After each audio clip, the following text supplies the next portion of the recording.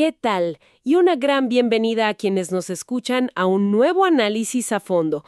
Hoy, tenemos sobre la mesa un tema que la verdad parece sacado de un experimento social a una escala verdaderamente masiva. Sí, hola, un gusto estar aquí. Y la verdad es que sí, es masivo. Vamos a plantear un escenario para arrancar y entrar en materia. Imaginemos qué pasaría si el gobierno federal, en lugar de pasar por meses y meses de licitaciones burocráticas, Que siempre tardan una eternidad, ¿eh? exacto, eternas, en lugar de contratar a grandes empresas constructoras para arreglar una clínica local o de triangular recursos interminables con autoridades estatales y municipales, hiciera algo completamente impensable hace unos años. ¿Darles el dinero directo? A los vecinos de la comunidad y les dice, pues, aquí está el dinero, ustedes mismos vayan a la ferretería, consigan el equipo médico básico, contraten al albañil del barrio y páguenle la mano de obra directamente. Suena a una premisa casi de película, la verdad. Sí, a una utopía administrativa o a un dolor de cabeza logístico, dependiendo de cómo se le mire. Pero resulta que es una realidad operando en este preciso momento. Y nuestra misión el día de hoy es descifrar un documento que a simple vista parece de lo más denso, pero que en el fondo es verdaderamente fascinante. Así es. Tenemos las páginas del Diario Oficial de la Federación, específicamente el texto con fecha del 8 de abril de 2024.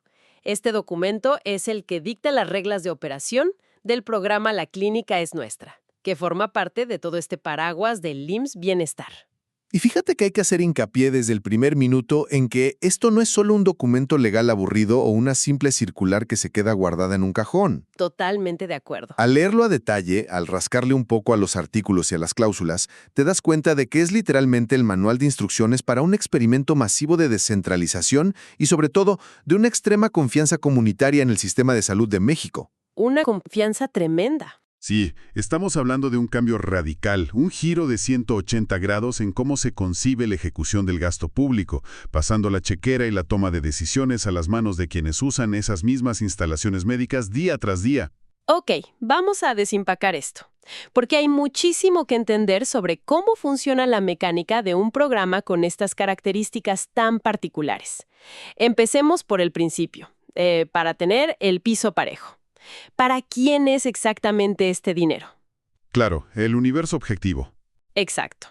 El documento detalla que el programa está dirigido de manera muy específica a lo que llaman las unidades de salud de primer nivel, lo que en el texto abrevian constantemente como USPN. Las famosas USPN. Ajá. Y hay un detalle crucial que marca toda la diferencia. Son unidades que atienden exclusivamente a la población que no cuenta con seguridad social. ¿Qué es muchísima gente en el país? Muchísima. Para ponerlo en términos cotidianos y usar una analogía que nos ayude a visualizarlo a todos los que nos escuchan, es como si el ayuntamiento decidiera darle todo el presupuesto anual de mantenimiento del Parque Central directamente a la Junta de Vecinos. Para que ellos administren todo. Sí, para que ellos compren las bancas, arreglen las luminarias y poden el pasto. Pero ojo, aquí no estamos hablando de resbaladillas o columpios en un parque. No, para nada. Estamos hablando de clínicas médicas que son vitales, que literalmente son la primera y a veces la única línea de defensa para salvar vidas en comunidades enteras. Lo fascinante aquí es cómo el propio texto oficial, con todas sus formalidades legales y lenguaje burocrático de siempre, menciona de manera explícita que toda esta operación se privilegia y se sostiene sobre la confianza y la honorabilidad del pueblo. Esas palabras exactas, Susan, ¿no? Esas meras. Y para entender la filosofía detrás de estas reglas, hay que mirar los cimientos legales que el mismo documento cita desde sus primeras páginas. Todo este programa se alinea con el artículo 4 de la Constitución. El del derecho a la salud. Exactamente, el que consagra el derecho a la protección de la salud, y se enmarca dentro de este nuevo modelo llamado Más Bienestar. El argumento que queda plasmado en el papel, la justificación de todo esto, es que al entregar los subsidios de manera directa y sin ningún tipo de intermediarios, se busca evitar una administración que el propio documento califica textualmente como costosa y excesiva.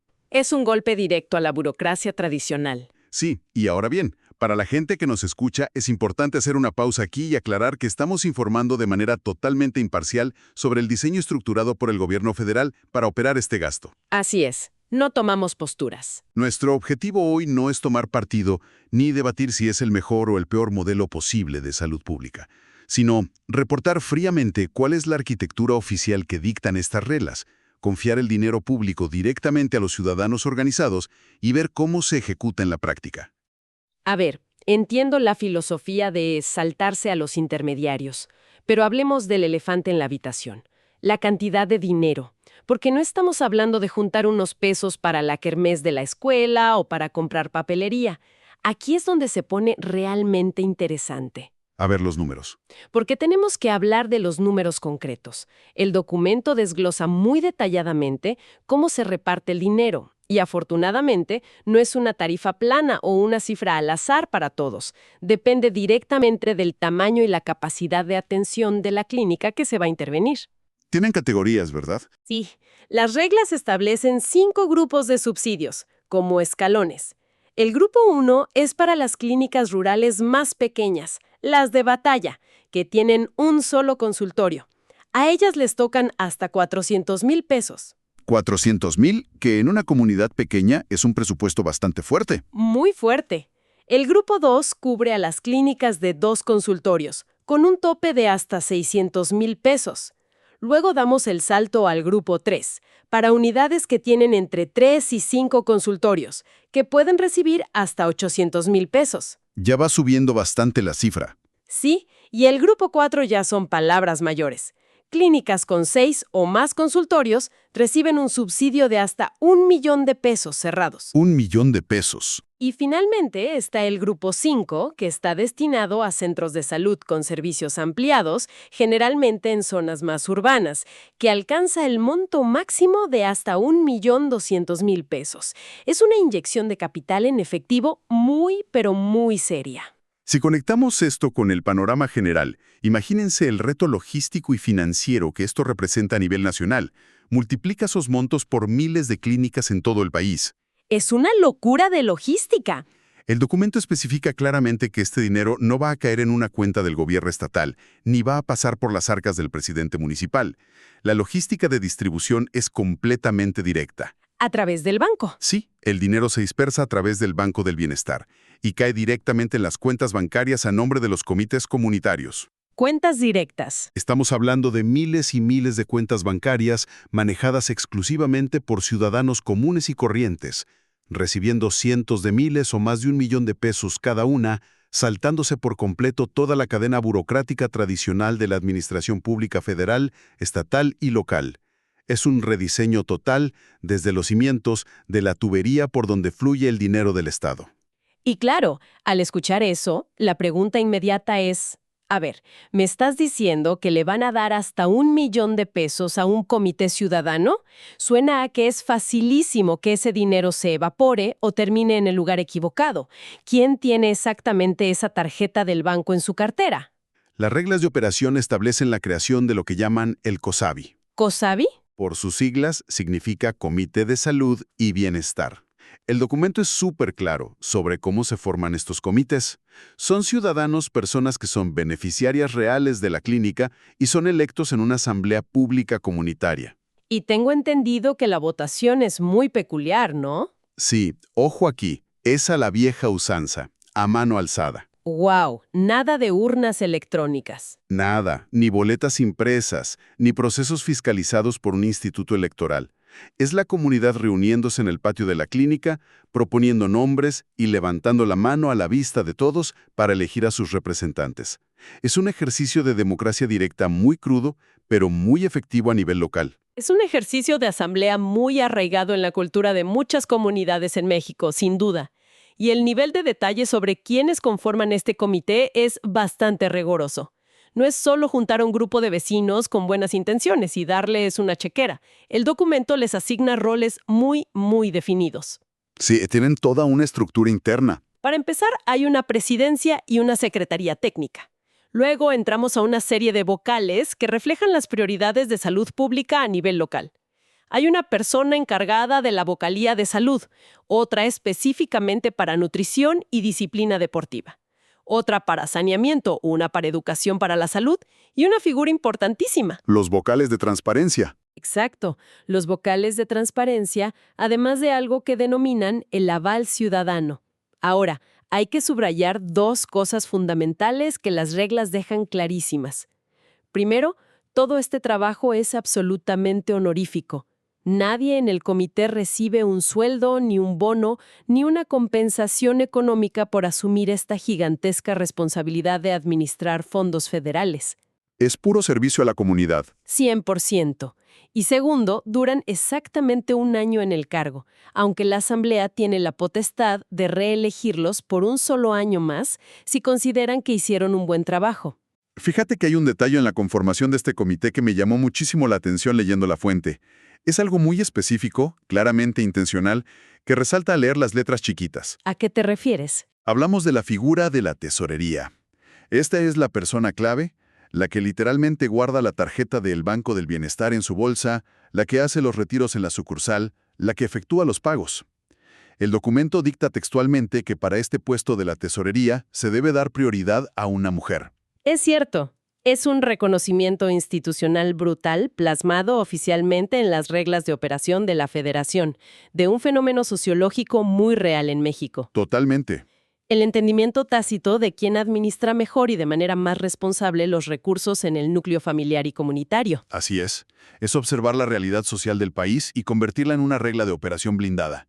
Y justamente hablando de blindajes, junto con esa preferencia vienen restricciones muy duras sobre quién no puede tocar ese dinero o siquiera acercarse a ser parte del comité. Los candados. Porque el miedo lógico es que los cacicazgos locales secuestren el programa.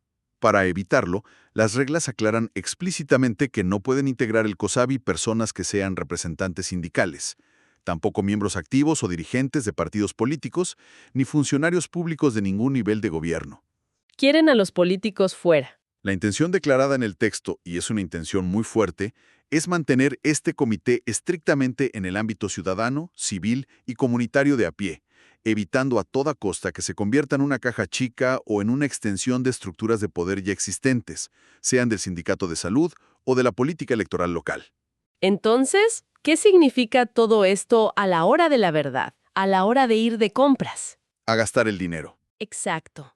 Ya superamos la asamblea, ya tenemos al comité ciudadano sin políticos, ya tiene la tesorera la tarjeta con, digamos, 800,000 pesos depositados. ¿En qué se lo pueden gastar exactamente? El documento trae un catálogo de compras que ilustra a la perfección el nivel de detalle y la doble naturaleza de lo que necesitan estas clínicas. Por un lado, está en infraestructura básica.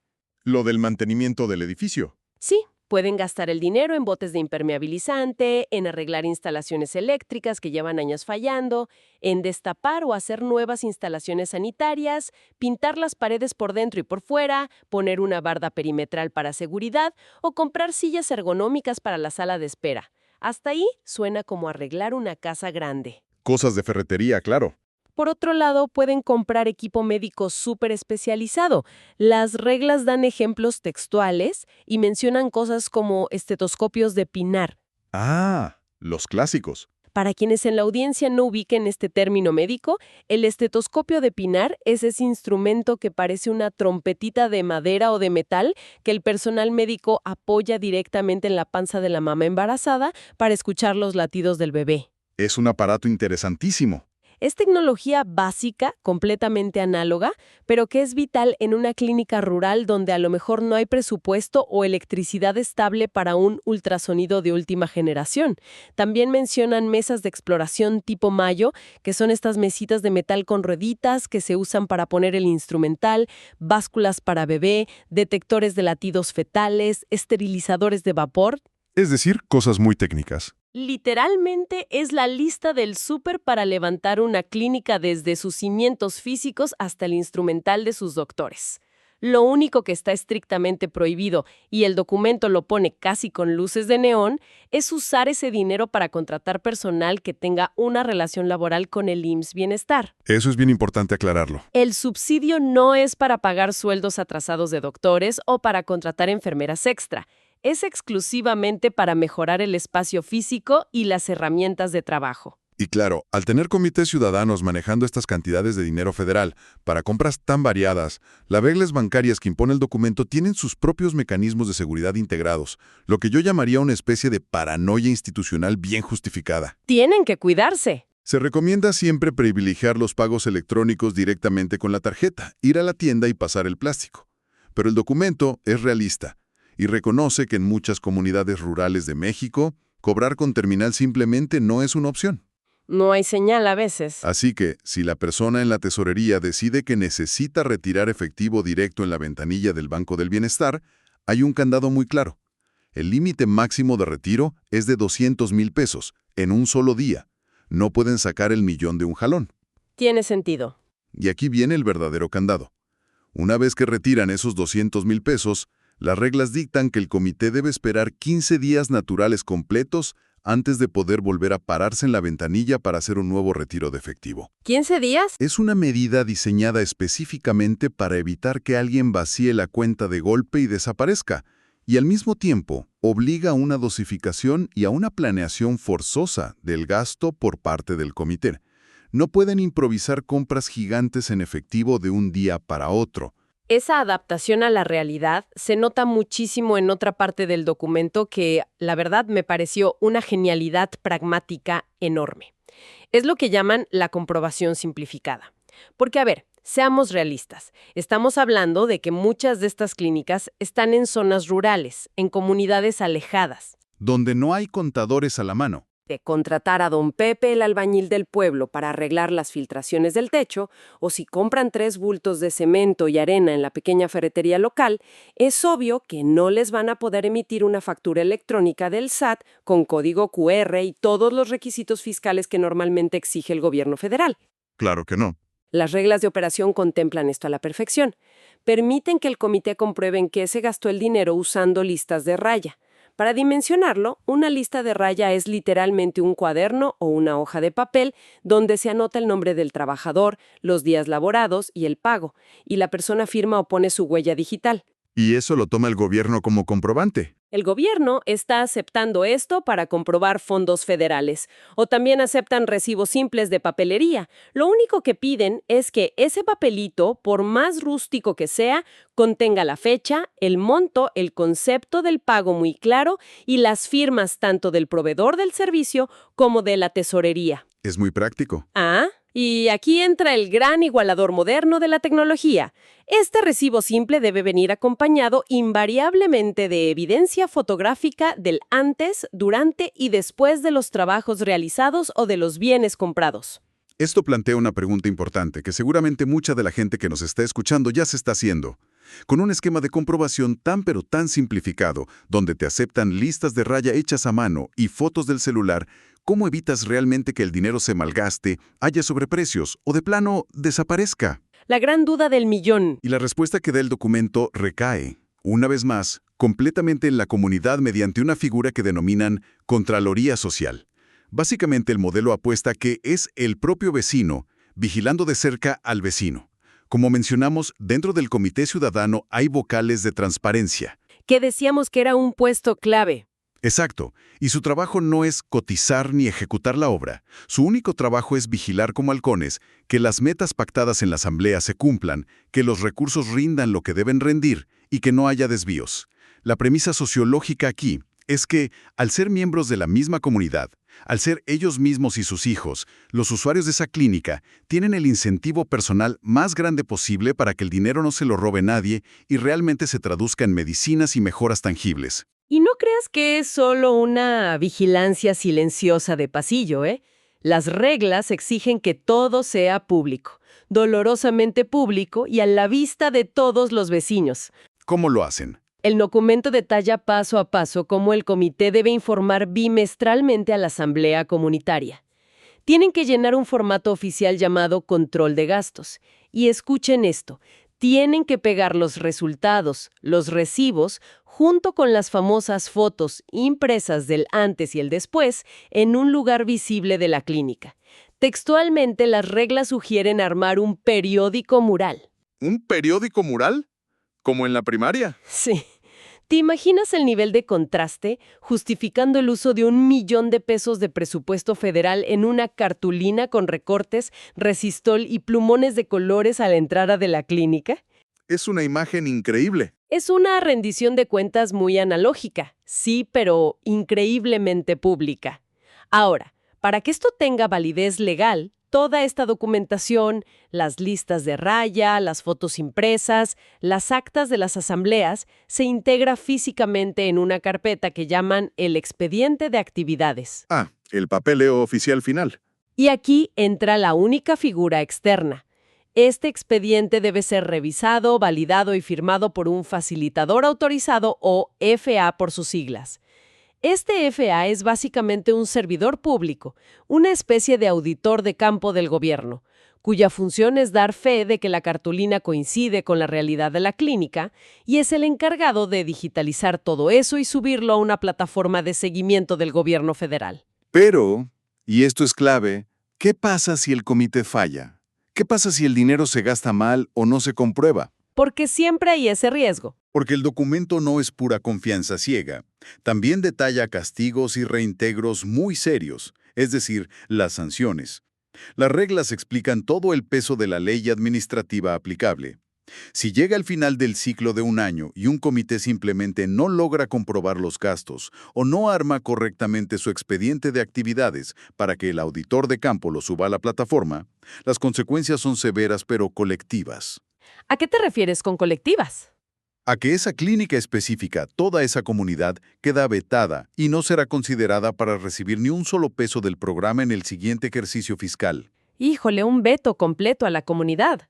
La única forma estipulada para levantar ese castigo y volver a abrir la llave del presupuesto es si la Asamblea Comunitaria se reúne, destituye públicamente y cambia absolutamente a todo el COSABI, desde la presidencia hasta el último vocal. No hay segundas oportunidades para el mismo equipo. ¡Qué fuerte! Además, la chequera no es eterna, ni es para ahorrar. Cualquier dinero que sobre en la cuenta bancaria del bienestar al 31 de diciembre o cualquier recurso que se quede inactivo y no tenga movimientos durante todo un año, no se lo pueden quedar para el aguinaldo o para el próximo año. Claro, se tiene que regresar. Ese dinero debe ser devuelto mediante un reintegro oficial en su totalidad, incluyendo los centavos de rendimientos financieros que haya generado, directamente a la Tesorería de la Federación, la TESOFE. O lo usas en la clínica o lo devuelves a la Bolsa de la Nación. Es verdaderamente fascinante ver cómo todas estas piezas, desde la lista de raya hasta la TESOFIME, encajan. Este análisis a fondo nos ha permitido adentrarnos en las tripas de un modelo de gestión pública verdaderamente masivo y sin precedentes recientes. Lo que vemos plasmado en las letras chiquitas de las reglas de operación de La Clínica es Nuestra es una apuesta monumental basada en la extrema confianza y en la corresponsabilidad ciudadana. Cambia todo el paradigma. Cambia de tajo el paradigma del gobierno visto como el único proveedor y ejecutor de obras y pone toda la carga, la responsabilidad y el poder adquisitivo directamente en las manos de la gente común. Es el momento perfecto para invitar a quienes nos escuchan a hacer un ejercicio mental, un ejercicio de imaginación cívica. A ver. Piensen en su propia comunidad, en su colonia, en su barrio o en su pueblo. Si mañana las autoridades los convocaran a una asamblea en la plaza pública, pidieran que levantaran la mano y a los elegidos les entregaran una tarjeta de débito con 1 millón de pesos para arreglar el centro de salud de la esquina, ¿cómo reaccionarían? Es una gran pregunta. ¿Estarían dispuestos a asumir ese nivel de estrés y responsabilidad legal? ¿Se animarían a ser la persona en la tesorería que tiene que ir al banco por los fajos de billetes? ¿A discutir acaloradamente con los vecinos en una asamblea qué urge más arreglar primero? ¿Si impermeabilizar el techo que se gotea o comprar el estetoscopio para las embarazadas? Es un reto cívico de proporciones enormes que está ocurriendo ahora. Es un reto tremendo a nivel social. Y creo que vale mucho la pena cerrar con una reflexión que, aunque va un paso más allá de lo que discutimos directamente hoy, nace directamente de leer esta fuente oficial con una mirada crítica y a futuro. Te escucho. A lo largo de todo el documento, vimos que las reglas cubren de manera extremadamente meticulosa toda la parte de la compra inicial. Nos detallan paso a paso cómo el comité puede adquirir bienes, desde galones de pintura y brochas hasta tecnología médica compleja como un electrocardiógrafo digital portátil. Sí, la etapa del gasto está muy cubierta. Todo este andamiaje legal está diseñado para facilitar y auditar el gasto inmediato durante ese año específico de gestión ciudadana. Pero, si nos detenemos a pensar a largo plazo, el panorama se complica. Una vez que ese comité ciudadano gasta el 1.200.000 pesos, una vez que termina su tenso año de cargo, se disuelve. Y el electrocardiógrafo digital nuevecito está ahí, instalado y funcionando en una pequeña clínica rural. Ajá, ¿quién lo cuida después? Exacto. ¿Quién le da mantenimiento a largo plazo a ese equipo altamente especializado? Los comités rotan cada año. Las garantías de fábrica expiran. ¿Podría este modelo de compra hiperdescentralizada, donde cada clínica compra diferentes marcas en diferentes ferreterías y tiendas médicas, crear sin quererlo un enorme cuello de botella logístico en el futuro? Es un punto crítico. Porque eventualmente, esos aparatos médicos sofisticados van a requerir refacciones específicas, calibración técnica, un mantenimiento centralizado y costoso cuando empiecen a fallar. Es una derivada compleja y fascinante de este modelo. Resolver la carencia física inmediata empoderando económicamente a la comunidad es un primer gran paso. Pero el sostenimiento tecnológico de esos mismos equipos a 5 o 10 años vista queda en el aire como un gran tema pendiente, una zona gris burocrática fascinante para que cualquier mente curiosa la analice a fondo. Esa es una perspectiva que de verdad te deja pensando muchísimo sobre cómo las soluciones urgentes de hoy a veces terminan diseñando los retos complejos del mañana. Se nos ha terminado el tiempo por hoy, pero queremos agradecer profundamente a toda nuestra audiencia por acompañarnos en este viaje de aprendizaje y disección de documentos oficiales. Esperamos que este recorrido por las entrañas de la administración pública y los retos de las comunidades les haya parecido tan revelador e interesante como nosotros. Como siempre, la invitación queda abierta para que sigan cuestionando el mundo que los rodea, sigan rascando para encontrar el porqué de las cosas y nos encontremos aquí en la próxima ocasión para seguir desempacando la realidad. Hasta la próxima.